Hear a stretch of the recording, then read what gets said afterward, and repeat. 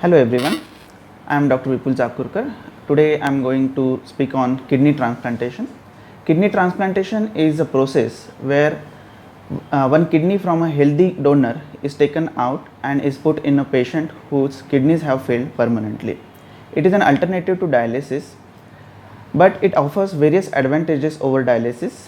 First of all, the patient's dialysis can be stopped. Secondly, it can lead to better life, better quality of life. Patients can go back to their work and they can do their routine work along with playing sports. They can they can bear children also after transplantation, which is not possible on dialysis. The transplant offers a better quality of life as well as longer life, so should be considered for any patient. It requires a kidney donor who can be a near relative or a brain dead donor. Usually blood group match is required, but with newer technologies it can be considered across the blood group transplants also. Kidney transplant should be done as early as possible after starting dialysis, or it can be done prior to dialysis, which is called as preemptive transplantation. But once patient is on dialysis, it is never too late to consider surgery. What we require is a fit patient for the surgery, and for that a brief period of good dialysis is mandatory.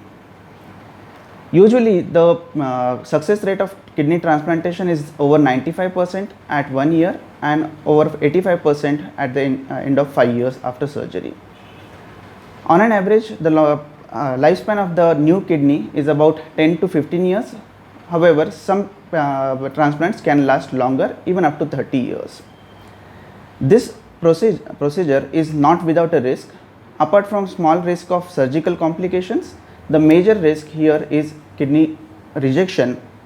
As this kidney is not the patient's own, the body will try to reject it as quickly as possible.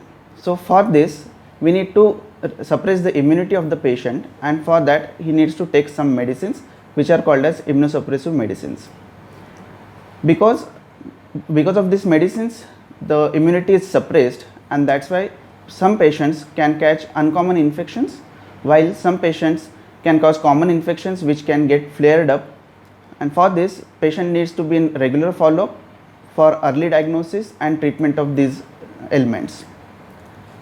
Despite the risk involved, transplant offers many advantages, good rehabilitation and a much better quality of life, and should be considered for every patient with kidney disease, specifically the young individuals with permanent kidney failures. Thank you.